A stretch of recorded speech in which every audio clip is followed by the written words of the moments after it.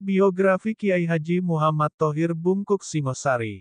Kiai Haji Nahrawi Thohir lahir pada tahun 1900 atau bertepatan pada tahun 1317 Hijriah di Bungkuk Singosari, Malang, wafat pada tahun 1980 dan dimakamkan di Pesarean Bungkuk bersama tokoh-tokoh lainnya, seperti Kiai Haji Maskur.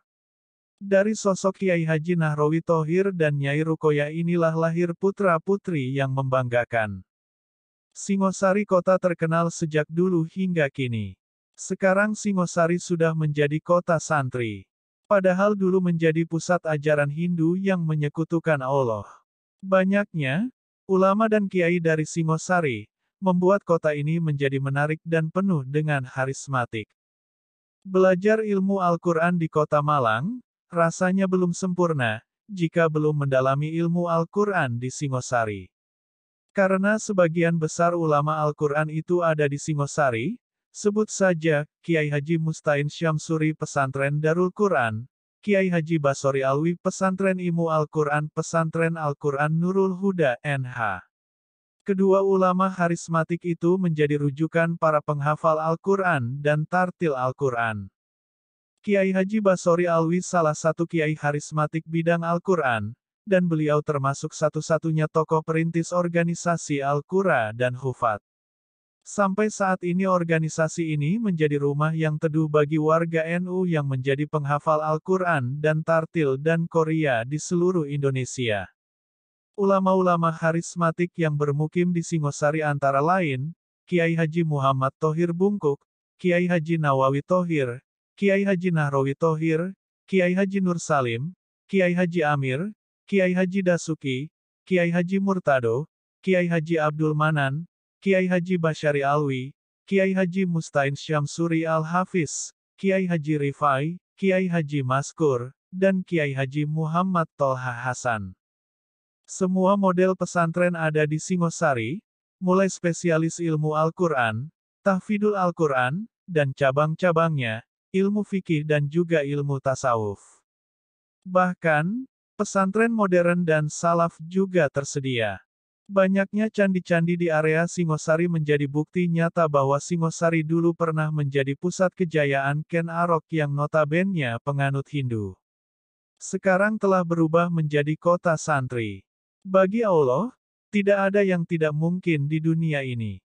Allah merubah Singhasari, Singosari, dari pusat Hindu menjadi kota santri dan kota Al-Quran. Dalam tulisan ini, penulis tidak akan membincangkan kota Singosari, tetapi lebih fokus membincangkan sosok ulama harismatik Kiai Haji Muhammad Thohir Bungkuk sang perintis dakwah dan penyebar Islam di bumi Singosari. Dari sekian banyak ulama dan kiai yang bermukim di Singosari, 90% berafiliasi pada Jamiyah Nahdlatul Ulama. Tidaklah aneh jika gagasan Hari Santri Nasional juga terlahir dari usulan Kiai Malang Raya. Tidaklah berlebihan juga, jika kemudian Gus Lutfi Basori Alawi menamakan Singosari dengan kota santri.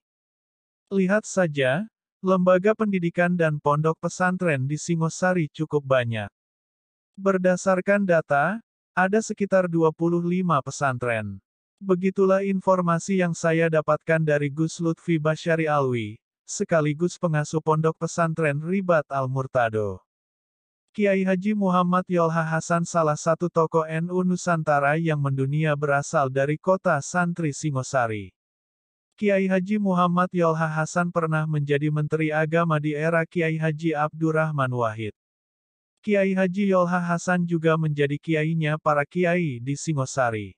Kiai Haji Maskur ayahanda angkat Kiai Haji Muhammad Tolha Hasan juga pernah menjadi Menteri Agama, pernah nyantri di Tebu Ireng dan berguru kepada Kiai Haji Idris menantu dari Mbah Hashim Asy'ari. Sedangkan Kiai Haji Maskur pernah nyantri kepada Kiai Haji Muhammad Hashim Asy'ari pendiri NU, sekaligus pejuang sejati Ahlus Sunnah wal Jamaah. Kiai Haji Muhammad Yolha Hasan sebagai ikon Singosari, terus-menerus berusaha keras menghidupkan nilai-nilai agama dan intelektual melalui pengajian yang diasuhnya setiap malam Kamis. Beliau pernah menyampaikan bahwa pengajian itu sudah 30 tahun lamanya. Dalam beberapa pertemuan, beliau sering menyampaikan, orang Islam itu tidak boleh berhenti membuat gagasan, karena gagasan seseorang itu bisa menjadi panjang umur. Waliullah Kiai Haji Thohir Bungkuk Singosari. Berawal dari kehadiran Kiai Haji Hamimuddin di Pagetan, Bungkuk pada tahun 1780, disitulah beliau, babat alas, untuk menyebarkan Islam. Beliau mendirikan gubuk sederhana yang terbuat dari bambu yang layak untuk dihuni keluarga kecilnya. Setiap senja tiba, beliau menyalakan lentera kecil agar bisa melihat wajah-wajah santri yang belajar ngaji agama kepada dirinya. Lama-kelamaan, jumlah santri semakin hari semakin bertambah, seiring dengan perkembangan agama Islam di Pagetan, Bungkuk. Kiai Haji Munsif tidak menceritakan, tidak diketahui, apakah Kiai Haji Hamimuddin itu menikah dengan warga sekitar, atau beliau datang di Pagetan, Bungkuk sudah beristri. Yang jelas, Kiai Haji Hamimuddin memiliki 7 orang anak. Anak ketujuh yang bernama Siti Hindun Murtosiah kemudian dinikahkan dengan Kiai Muhammad Thohir. Menurut penuturan Kiai Haji Munsif Ibn Nahrawi, ketika akan Murtosiah balik, Kiai Haji Hamimuddin meminta salah satu menantunya yang bernama Abdullah, agar bermunajat tirakat agar mencarikan pasangan yang pantas dan pas untuk putrinya. Masih menurut Kiai Haji Munsif, ritual tirakat sambil puasa di siang hari yang dilakukan Abdullah membutuhkan 40 hari di dalam Masjid Al-Tahiriyah sekarang. Dengan harapan mendapat isyarat dari langit, siapakah calon suami dari Murtosiah? Menurut Kiai Haji Munsif, Abdullah melakukan ritual khusus berada di sebelah kanan bagian tiang masjid yang sebelah timur laut. Setelah 40 hari, Abdullah melaporkan hasil telepatinya. Konon, Abdullah telah melihat sosok harimau berjalan ke arah utara. Kiai Haji Hamimuddin hanya meminta kepada Abdullah agar mencarinya sampai ketemu ke arah utara. Abdullah memutuskan naik kereta api ke arah Pasuruan. Ketika sampai di stasiun kota Bangil Pasuruan, Abdullah duduk di kursi tempat penumpang menunggu. Tiba-tiba, ada seorang pemuda dengan membawa kitab menghampirinya. Kemudian Abdullah menyapa dan menyalami. Menariknya, seolah-olah keduanya sudah saling mengenal. Pemuda yang menghampirinya itu tiba-tiba berkata, "Saya Thohir," kata pemuda itu. Kemudian Abdullah bertanya, "Mau kemana?" Thohir menjawab, "Mau ke Singosari." Kemudian keduanya bersama-sama ke Singosari. Dalam perbincangannya di kereta api, keduanya menyampaikan bahwa saling mengenal dan saling berinteraksi melalui telepati. Keduanya ingin bertemu, dan Allah telah menakdirkan bertemu. Sesampai di Bungkuk, Thohir hanya mengelilingi Bungkuk, kemudian berkata, "Saya sudah cocok." Saat itu juga, Thohir kembali ke Pasuruan dan tidak mampir ke Kiai Haji Hamimuddin. Tidak lama kemudian, Muhammad Thohir datang lagi ke Singosari menemui Abdullah dan diperkenalkan dengan Kiai Haji Hamimuddin. Kemudian Muhammad Thohir dinikahkan dengan putranya yang bernama Murtosiah. Dari pasangan Muhammad Thohir dan Murtasiah lahirlah Fatmah, Nawawi, Ummu Kulsum, Halimah, Kholil, Zainab, Nahrawi. Setelah merintis penyebaran agama Islam di Pagetan, Bungkuk, selama hampir 60 tahun, Kiai Haji Hamimuddin wafat pada tahun 1850 Hijriah dan dimakamkan di belakang Masjid Bungkuk. Dan salah satu wasiatnya, menyerahkan kepimpinan pondok pesantren Bungkuk kepada menantunya Kiai Haji Muhammad Thohir. Kiai Haji Muhammad Thohir sepeninggal mertuanya, semua urusan pesantren menjadi tanggung jawab Kiai Haji Muhammad Thohir. Proses belajar mengajar di pesantren dibantu oleh Kiai Anwar, Kiai Masum, Kiai Nawawi. Adapun, model pengajaran yang diterapkan adalah sorogan dan weton. Sedangkan Kiai Haji Muhammad Thohir fokus pada masalah thorikoh. Menariknya, Kiai Haji Muhammad Thohir meminta santrinya untuk istihoroh dalam menerima santri. Pada saat yang sama, Kiai Haji Muhammad Thohir juga ikut beristikoroh. Pendekatan istihoroh saat memilih santri-santri, sangatlah menarik, namun nyata. Jadi, hasil istihoro itulah yang menentukan diterima tidaknya seseorang menjadi santri Thariqah Bungkuk. Kiai Haji Muhammad Thohir naik haji. Pada tahun 1930, Kiai Haji Muhammad Thohir menunaikan ibadah haji bersama Bu Nyai Murtosiah. Turut serta dalam rombongan tersebut, Kiai Haji Anwar, Kiai Haji Nahrawi, Hamid dan Mujib keduanya putri Kiai Anwar. Masyarakat begitu antusias perhatiannya terhadap Kiai Haji Muhammad Thohir Bungkuk, sampai-sampai pemerintah Belanda waktu itu kewalahan melihat jumlah masyarakat yang mengawalnya. Maklum, berangkat haji pada waktu itu seperti jihad di jalan Allah. Perjalanan pulang dan pergi saja membutuhkan waktu sekitar 6 bulan. Tidak sedikit, orang yang menunaikan ibadah haji, ternyata sakit dan wafat di perjalanan.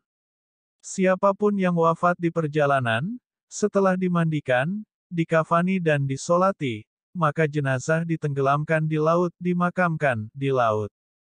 Begitulah yang terjadi kepada Nyai Murtosiah. Beliau wafat ketika perjalanan pulang menuju Indonesia. Dari perhatian masyarakat dan umat Islam, telah menjadi bukti bahwa Kiai Haji Muhammad Thohir Bungkuk itu salah satu dari kekasih Allah yang bermukim, dan wafat di kota Santri Singosari. Hampir-hampir, nama Kiai Haji Muhammad Thohir Bungkuk bisa mengalahkan ketenaran Singosari. Pada Selasa Pon 3 Zulhijjah 1351 Hijriah yang bertepatan dengan tanggal 28 Februari tahun 1933 Mbah Muhammad Thohir wafat. Beliau dimakamkan di belakang Masjid Al-Tahiriyah. Setiap hari selalu ada masyarakat yang berziarah dan membacakan tahlil ke makam beliau, khususnya ketika malam Jumat. Jadi, makam Muhammad Thohir salah satu wisata ruhani yang wajib dikunjungi oleh setiap warga NU Singasari dan sekitarnya. Ketenaran, Bungkuk. Ketika membincangkan Singosari, semua tertuju pada Mbah Bungkuk, itu tidak lepas dari sosok Mbah Muhammad Thohir Bungkuk. Tidak satu pun dari sekian banyak para ulama dan kiai, khususnya kiai NU, kecuali mengenal Kiai Haji Muhammad Thohir Bungkuk. Ketenaran Kiai Haji Muhammad Thohir Bungkuk, karena beliau seorang ulama yang memiliki kedalaman ilmu agama, dan spiritualnya, serta zuhud, dan warok sebagaimana firman Allah, sesungguhnya yang takut kepada Allah di antara hamba-hambanya, hanyalah ulama, Quran Surah Al-Fatir. Ciri khas ulama itu, ucapannya menyejukkan, perilakunya ramah dan santun, juga dermawan, sekaligus ahli ibadah dan kuat tirakat puasa dan wirid. Tidak ada ceritanya seorang wali itu pelit, kasar dan kata-katanya kotor, misu-misu, apalagi nyebarkan berita hoaks dan menfitnah sesama. Karisma Mbah Muhammad Thohir Bungkuk begitu mulia, membuat masyarakat sekitar sangat memuliakannya. Walaupun pada waktu itu sebagian masyarakat sekitarnya belum beragama Islam. Mbah Bungkuk, begitulah warga sekitar menyebutnya. Beliau satu-satunya perintis dan pengagas Ponpes Miftahul Falah dan Masjid Et-Thohiriyah setelah Mbah Hamimuddin sang mertua wafat. Masjid itu menjadi bertanda atas perhatian Kiai Haji Thohir Bungkuk terhadap Islam dan dakwahnya. Pesantren dan masjid menjadi ciri khas dakwah ulama Nusantara. Berdasarkan cerita yang beredar di masyarakat dan ulama Singosari, Kiai Thohir mendapat julukan lakop Bungkuk Merunduk Ruku, karena banyaknya masyarakat yang menyebutnya Mbah Bungkuk. Konon, orang-orang Hindu dan masyarakat Jawa yang bermukim di sekitarnya sering datang kepada Kiai Haji Muhammad Thohir. Ketika sampai di kediaman Mbah Thohir, mereka sedang menyaksikan Kiai Haji Thohir sedang menunaikan ibadah sholat ruku. Nah, sejak saat itulah masyarakat menyebutnya dengan Mbah Bungkuk. Sudah menjadi kebiasaan, para waliullah itu selalu menebarkan kasih sayang dan damai ifsau al-salam, dan suka berbagi makan itamu al-to'am, dan suka melestarikan silaturahmi, silatu al-arham. Siapapun yang datang, biasanya selalu disuguhi makanan dan minuman, dan selalu dibantu dari kesulitan yang dihadapinya. Itulah ciri khas kekasih Allah. Rupanya, setiap saat orang-orang sekitar menyaksikan Mbah Thohir dalam kondisi ruku, sholat. Agar supaya mudah, maka masyarakat sekitar menyebut Mbah Thohir dengan menambah, Mbah Bungkuk. Sebutan itu melekat hingga sekarang, sekaligus menjadi tanda bahwa Kiai Haji Thohir Bungkuk itu orang yang rajin beribadah sholat. Kiai Haji Thohir seorang sufi. Seorang sufi itu selalu menampilkan budi pekerti yang luhur, karena budi pekerti itu inti dari ajaran Al-Quran dan hadis Rasulullah. Dalam bahasa Jawa orang sufi itu identik dengan kesantunan perilaku dan pitutur, dengan kata lain ilmu yang dingelmuni. Apalagi, Kiai Haji Muhammad Thohir selaku pemimpin Thariqah Qadiriyah Naqsyabandiyah yang harus membimbing ruhani santri-santri Thariqah. Menurut Kiai Haji Munsif, Kiai Haji Muhammad Thohir itu memilih santri thariqahnya melalui pendekatan istikharah. Ada yang langsung diterima, ada yang menunggu hingga berbulan-bulan, bahkan ada yang 4 tahun. Jamiyah NU dengan tegas menyatakan jika akidahnya adalah Al-Syairah, Abu Hasan Al-Asy'ari, mazhab fikihnya adalah Al-Syafi'iyah, Imam Al-Syafi'i, dan tasawufnya adalah mengikuti Imam Al-Ghazali. Dari sini jelas, Kiai Haji Muhammad Thohir Bungkuk itu termasuk sanadnya nyambung ke ulama Hijaz, Makkawi, seperti Syekh Nawawi Al-Bantani dan Syekh Mahfud Al-Turmusi. Bahkan secara khusus pernyataan seputar akidah dan mazhabnya ditulis dalam kitab Kifayatu Al-Mustafid karya Syekh Mahfuz Al-Turmusi Pacitan. Setiap tahun, selalu diadakan haul Mbah Tahir Bungkuk yang dihadiri oleh para pengikut Thariqah Al-Naqsabandiyah. Ribuan orang tumpek belek di Singosari, sekaligus meneladani kesantunan dan budi pekerti Mbah Thohir Bungkuk yang sangat mulia. Keramat Kiai Haji Thohir Bungkuk, seperti disebutkan di atas, dinamakan Kiai Haji Thohir Bungkuk. Sebagian besar masyarakat masih menyembah berhala dan patung. Kiai Haji Thohir merupakan salah satu ulama yang mengenalkan Islam kepada orang-orang Hindu di sekitarnya.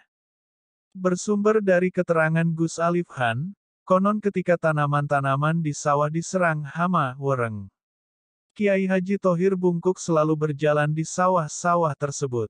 Dalam bahasa sufinya, semua tanaman itu bertasbih kepada Allah, sehingga bisa diajak interaksi melalui bahasa langit. Dengan izin Allah, hama-hama itu pergi dan para petani pun tidak gagal panen. Masih menurut penuturan Gus Alif, konon orang Jepang selalu ketakutan dengan Kiai Haji Thohir, karena Kiai Thohir mampu mengangkat tank-tank Jepang yang bobotnya berton-ton. Kiai Haji Muhammad Thohir Bungkuk mampu menjadi pelita saat itu bagi warga sekitarnya. Setiap orang yang sakit, sedih, dan menghadapi masalah, biasanya merujuk kepada Kiai Haji Thohir Bungkuk untuk mendapatkan saran dan petuah. Secara otomatis Kiai Haji Thohir Bungkuk menjadi konsultan masyarakat sekitarnya dalam semua aspek kehidupan. Sekarang Kiai Haji Thohir Bungkuk menjadi inspirator bagi setiap orang yang mengenal pribadinya. Tidaklah berlebihan jika beliau termasuk dari kekasih Allah, waliullah, yang mengamalkan kandungan Al-Quran dan Sunnah Rasulullah di bumi Singosari. Beliau selalu membumikan kandungan Al-Quran dan penyambung lisan Rasulullah, dengan perilaku yang santun, ramah, dermawan, dan juga selalu menyenangkan banyak orang. Begitulah dakwah yang dicontohkan oleh Rasulullah. Mengajak kebaikan serta berusaha mencegah kemungkaran sudah menjadi ciri khas seorang ulama. Tentu saja, tidak harus melukai perasaan objeknya, sebagaimana Sunan Kudus membuat masjid dengan bentuk pura.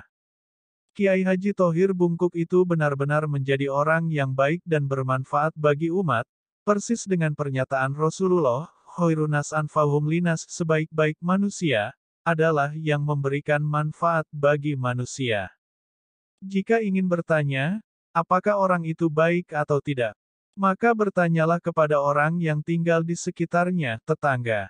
Orang baik itu bukan orang yang ngaku-ngaku baik, tetapi orang lainlah yang mengakui kebaikannya. Semua ulama dan masyarakat Singosari mengatakan bahwa Kiai Haji Muhammad Thohir Bungkuk itu orang baik. Cukuplah pernyataan Habib Lutfi Pekalongan bahwa Kiai Haji Muhammad Thohir Bungkuk itu adalah waliullah di Singosari.